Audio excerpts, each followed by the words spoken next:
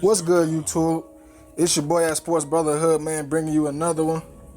And right now, it's a big time in the DFS community. You already know what I'm talking about, man. NFL DFS is back. You know, this is one of the sports that got me into DFS, man.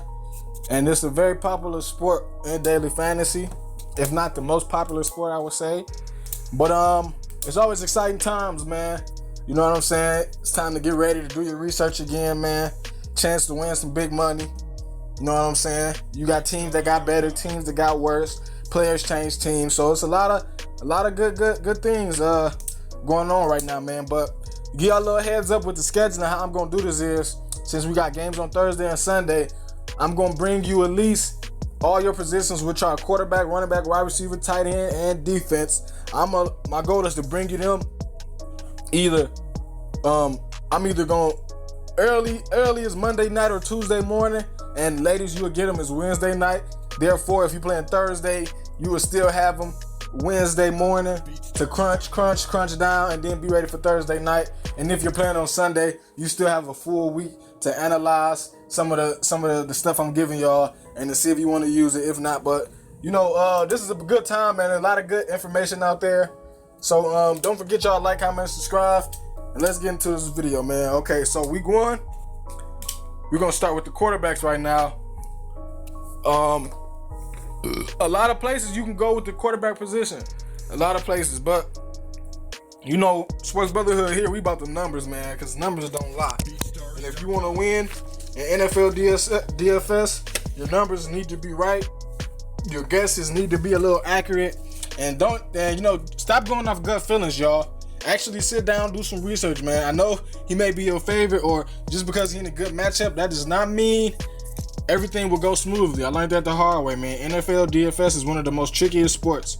A guy may be in a good position, you know what I'm saying? He may have good point total and everything, but it could go wrong. So really sit down, do your research, and then you use your gut feeling to choose between the two or where you're gonna go. Now, starting this quarterback thing off, man, let me go to these lineups real quick. Okay, hold on. I already got the lineup ready. Okay. So starting, get the fuck on. Okay, blah blah blah. Okay, so starting off, man, you know how we do it. Each position, I'm gonna bring you 5 picks. I'm gonna bring you 3 of my top picks. Then I'm gonna bring you 2 value picks for every position. That way, you know what I'm saying, I'm not just giving you all high priced guys. I'm gonna give you 3 of the guys who I like, regardless of price. Then I'm gonna give you 2 value picks. You know what I'm saying? So that way you have both. I know some people like to go cheap at QB. I know some people like to go expensive at QB. It's not about the pricing necessarily. It's about their matchup and how you feel they perform. Because at the end of the day, if $8,000 quarterback go for 40 points, and if a $5,000 quarterback go for 40 points, you already know which one means more. So with that being said, let's get into it. Now, starting off, you know I got to start off with your boy, Big Ben, man.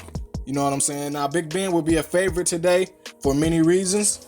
Big Ben is, I say Big Ben is always a kind of a favorite, you know, because Steelers have that high volume offense, you know. They have like kind of like that nice spread offense. So Big Ben is always in a good position when it comes to fantasy. Now, picking Big Ben, you have to realize he probably will be high owned just because he has a great matchup against Cleveland, and as you see, he's the most priced quarterback right now for week 1.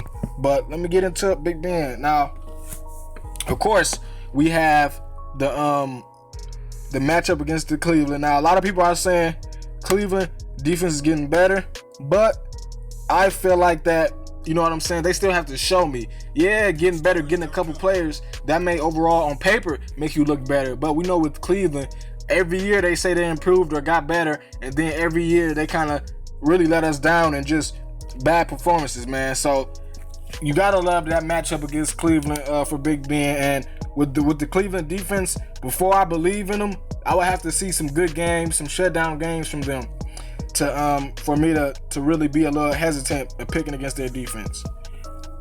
Next, this game is the 3rd highest point total, which is also good. You know what I'm saying? Steelers are high favorites. So if it's a high point total, then Vegas feel like Steelers will put up a lot of points. So therefore, I will see Big Ben at least having a chance to give you 3 to 4 touchdowns, or maybe 2 minimum. But even still, that's good with a 200, 300 yard game. You know what I'm saying? Big Ben has a lot of potential to have a nice, crazy game against Browns in this matchup. Okay.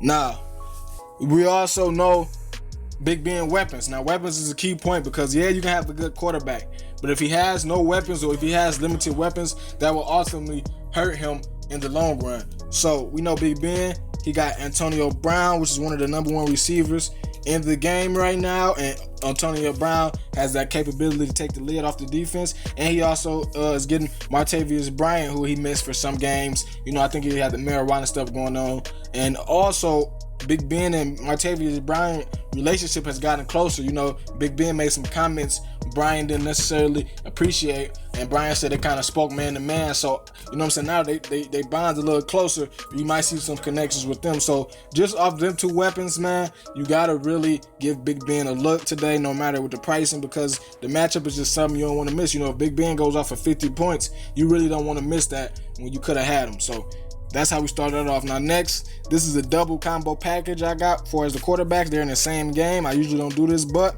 in this matchup, you know what I'm saying, you got to, and they right under each other. Yeah, in this matchup, you got to kind of go with them, and that's Marcus Mariota and Derek Carr. I ain't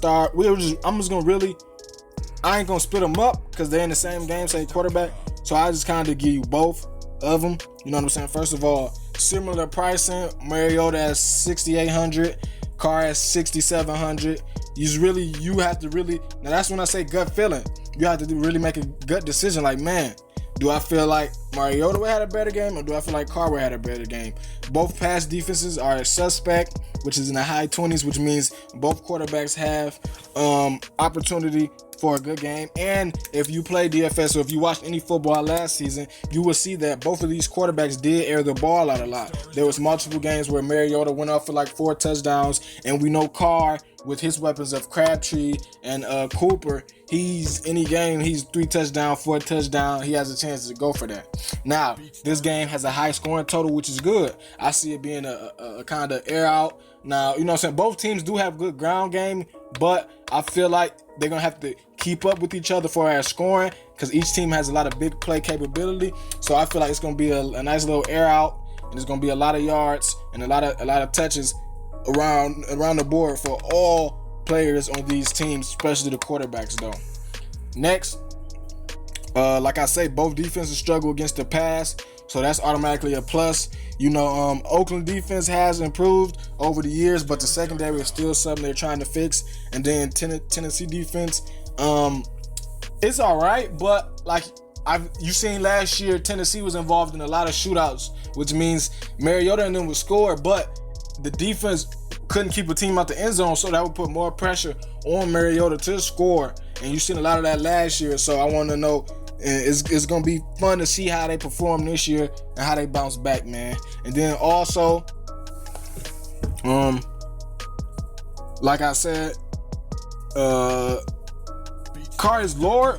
Now, Carr is only lower by $100, but if you know DFS, a lot of casuals will probably take Carr just because he's $100 lower. That $100, it may not seem like a lot, but when you make your lineup, that $100 could go towards just getting a better player, you know what I'm saying, in a different spot. So look out for that. Carr might be more owned than Mariota just off that $100 difference. And you know what I'm saying, like I said before, man, many weapons on both teams, so we know that it won't be hard for them to gain fantasy points, because they're not gonna be throwing it to the person who can't gain extra yardage. You know, they have a lot of weapons that they can throw a short pass and turn that into a big game. So I like both of them. Like I say, you will have to go with your gut feeling to choose between the two, but Derek Carr and Marcus Mariota, I feel like you can't go wrong with either pick Sunday, man. Now let's talk some value. We coming up on our 2 value picks, man, and this is always good because a good value at quarterback can change your lineup, because if that quarterback performs, you save money, and therefore you can spend up in other positions like wide receiver or running back, which could also lend you to have better lineups than other people who went with higher price quarterbacks. Now, of course, I feel like the main chalk value of today is our boy DeShone Kizer, man. You know what I'm saying? I think he got the start. It was like week 3 they announced it, something like that. Week 3 or week 2 they announced it. He's from Notre Dame, good player. You know, a lot of people feel like he should have came to the draft a year before, but he stayed. Kind of struggled, but overall, they seen enough. He was a high draft pick. So we really want to see what he can do. His price is at $4,800. Great price, good value, man.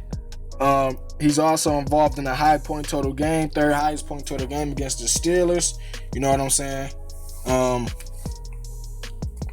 on, I'm trying to get my notes together, man. I'm all over the place. Let me see. Quick second. Okay, here we go. Okay, so we got the price. The Steelers defense, I would have to say, is always a little wishy-washy. You know, some games they play good, then some games they just get torched. And Browns being at home field advantage, Steelers defense might not bring it today. That's why I say this chance is the 3rd highest total, and it has not the 3rd highest, but 3rd highest point total, and it has a lot of room to become a shootout. You know, Steelers don't play that good in Cleveland.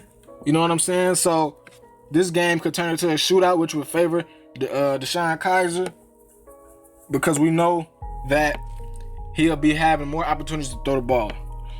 Adding to that,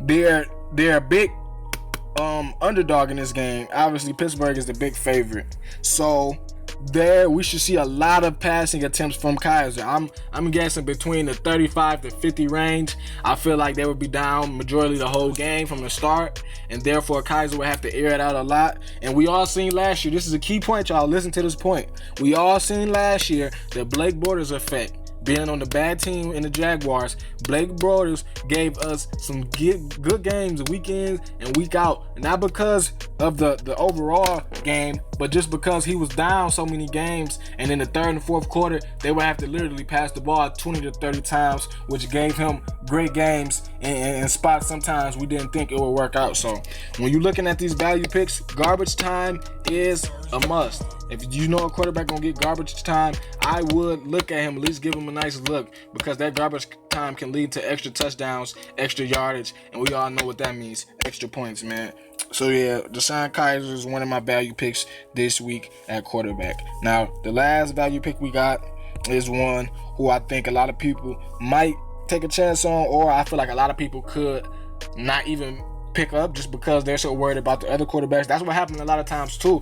You know, it's so many, like if you have like a pool of 3 to 6 quarterbacks that everybody's involved in, so a lot of people really don't believe in these value picks. They want quarterback to be a position where, because I can't front, your quarterback fail, most likely your lineup fail. But that's the thing about DFS, is taking risks, taking chances. So with this pick right here, Brian Hoyer, man, he has a good matchup against Carolina. We know Carolina is still recovering from losing Josh Norman, as we've seen last year. Some of their passing defense performances were just horrendous. So that's a plus for Brian Hoyer. His price at $5,100, you can't beat that. That's not bad at all. You know what I'm saying? Very low price.